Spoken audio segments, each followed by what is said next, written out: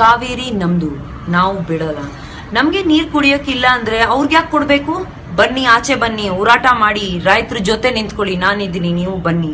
ಕಾವೇರಿ ನೀರು ನಮ್ಮದು. ನಮ್ಮ ರೈತರಿಗೆ ನೀರಿಲ್ಲ, ಕುಡಿಯೋಕ್ಕೂ ನೀರಿಲ್ಲ, ಇಲ್ಲದೇ ಒದ್ದಾಡ್ತಾ ಬಿದ್ದಿದ್ವಿ. ನಮ್ಮ ನೀರು ಬಿಡಿ ಅಂದರೆ ಎಲ್ಲಿ ತಂದು ಬಿಡೋಕದ್ದು? ನಾವು ತಮಿಳ್ನಾಡಿಗೆ ನೀರು ಬಿಟ್ಟಿದ್ದೀರಲ್ಲ, ಅದನ್ನು ನಿಲ್ಲಿಸಿ. ಇಲ್ಲ ಅಂದರೆ ನಮ್ಗೊಂಚೂರು ಇಸ ಕೊಟ್ಟು ನೀರಿನೊಳಗೆ ಹಾಕಿ ಏನಾದ್ರು ಮಾಡಿ ನಮ್ಗೆ ಸಾಯಿಸಿ, ಆಗ ನಿಮ್ಗೆ ತೃಪ್ತಿ ಆಗ್ತದೆ.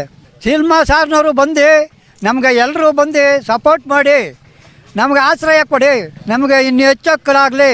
ಸಿದ್ದರಾಮಯ್ಯ ಯಾಕೆ ಈ ಥರ ಮಾಡ್ತಾ ಇದ್ದಾರೆ? ಏನು ನಿನ್ನ ಪ್ರಾಬ್ಲಮ್ಮು? ನಮ್ಗೆ ಯಾಕೆ ಈ ಥರ ತೊಂದರೆ ಕೊಡ್ತಾ ಇದ್ದೀರಿ? ಐ ಥಿಂಕ್ ನಾವೆಲ್ಲ ಕೂತ್ ಮಾತಾಡಿ ಒಂದು ಡಿಸಿಷನ್ ಬರ್ಬೇಕಂದ್ರೆ ಈಗ ಯಾವ ರೀತಿ ಅಂದ್ರೆ ನಾವು ಆರ್ಸ್ ಕಳಿಸ್ತೀವಿ, ಎಲ್ಲರೂ ನಮ್ಮ ಇಡೀ ಕರ್ನಾಟಕ ಜನತೆ ಆರ್ಸ್ ಕಳಿಸ್ತಾರೆ. MP ಗಳಿರ್ಬೋದು, MLA ಗಳಿರ್ಬೋದು, ಇಲ್ಲ ಗವರ್ಮೆಂಟ್ ಫಾರ್ಮ್ ಎಲ್ಲರೂ ಅವ್ರೆಲ್ಲ ಏನ್ ಮಾಡ್ತಾ ಇದಾರೆ ಅಂತ ಯಾವ ರೀತಿ ಮಾಡ್ಬೇಕಂತ ಅವ್ರಿಗೆ ಗೊತ್ತಾಗಬೇಕು ಹೊರತು ನಮಗಲ್ಲ. ನಾವು 100% ನಾವು ಕೂತ್ಕೋತೀವಿ, ಜನಗಳ ಮಧ್ಯೆ ಕೂತ್ಕೋತೀವಿ, ಯಾವ ರೀತಿ ಮಾಡ್ಬೇಕನ್ನೋದನ್ನ ನಾವು ಕರೆಕ್ಟ್ ಆಗಿ ಪ್ಲಾನ್ ಮಾಡ್ಬೇಕಿಲ್ಲ ಅಂದ್ರೆ ಬಹಳ ಕಷ್ಟ ಆಗ್ಬಿಡುತ್ತೆ. ಇದೇ ರೀತಿ ಮುಂದುವರೆದ್ರೆ ಇನ್ ಮುಂದೆ ನಾವೆಲ್ಲ ಬಿಟ್ಬಿಟ್ಟು ಹೋಗ್ಬಿಡ್ಬೇಕು, ಊರ್ ಬಿಟ್ಟೆ ಹೋಗ್ಬಿಡ್ಬೇಕು. ಇಲ್ಲ ಸೈಜ್ಕಾಗಲ್ಲಮ್ಮ, ಇದು ಮಿತಿ ಮೀರೋಯ್ತು ಅಷ್ಟೇ. ಇದು I don't think it's not fair also. ಯಾಕಂದ್ರೆ ಇದು ಫೇರ್ ಡಿಸಿಷನ್ ಅಲ್ಲ.